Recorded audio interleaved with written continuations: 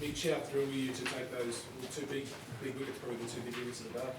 Yeah, it was obviously a nice feeling, and it's sort of my role. I just want to contribute to the team wherever I can, and to get those two wickets was great for my confidence. But at the same time, it was really important times for the team, so it was really good. Dan? Mitch, you waited a little while to get a wicket to Test cricket in those first 4 Test matches. Only one. Did you feel like you were kind of due for a bit of turn in luck as a bowler?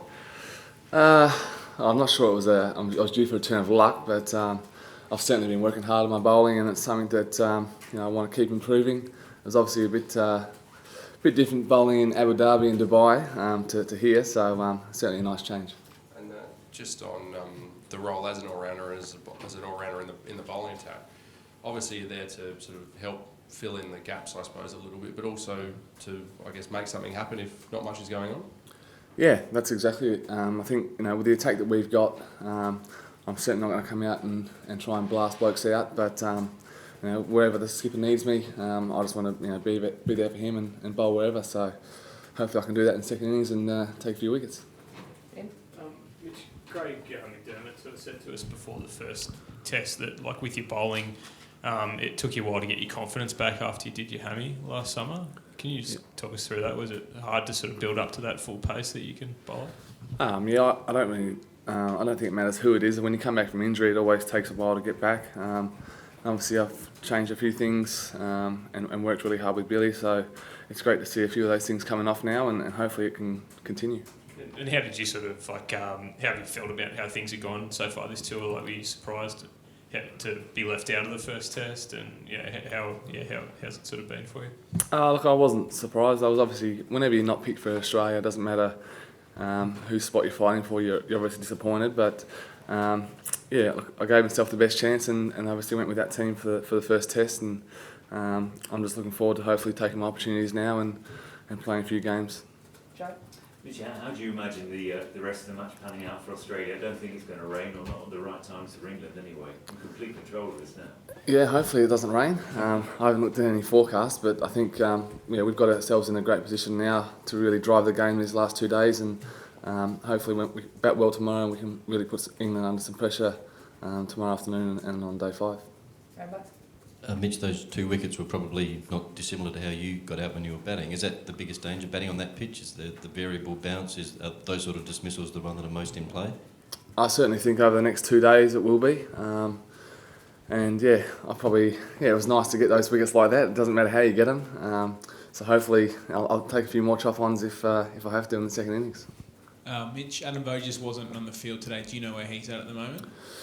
Look, he's pulled up a bit sore, and obviously, he didn't take field today. I think it's just part of being in the dad's army. His bones are a bit brittle at the moment, so but I'm sure he'll play a part for us tomorrow. And the Dan in the front.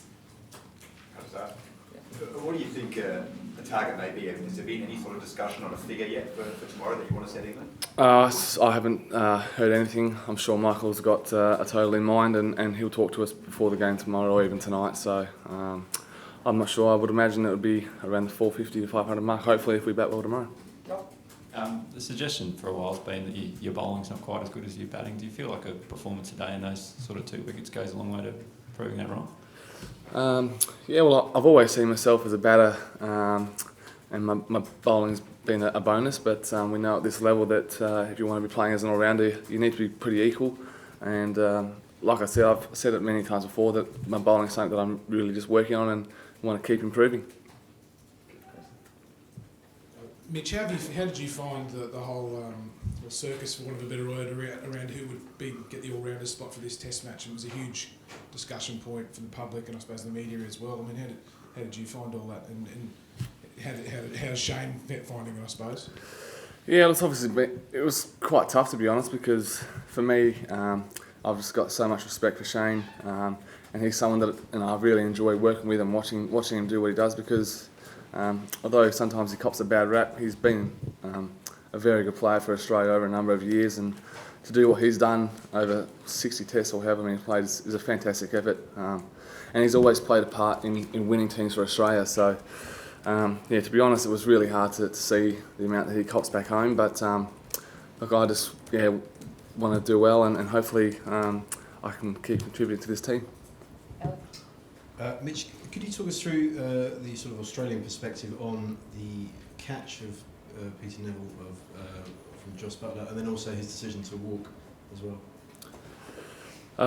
Well, I think Nev just thought it went in, and it was sort of one of those things where the ball just touched the ground. He thought he got his finger under it, but that's probably why we got cameras now, and the right decision was made in the end. It was a fantastic effort to get that catch, and I think, Joss walked because he hit it, so It's quite pretty simple.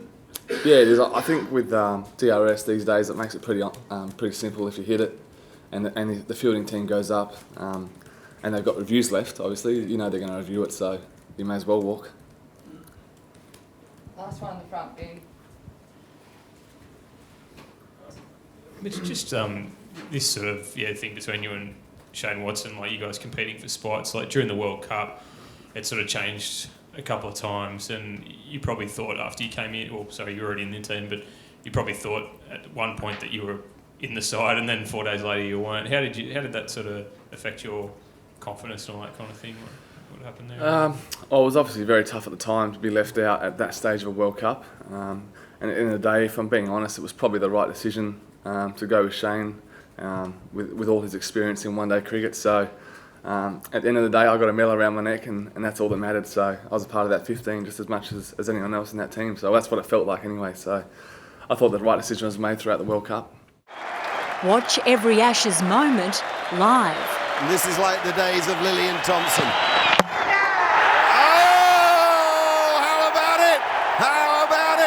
Buy your live pass at cricket.com.au/subscribe.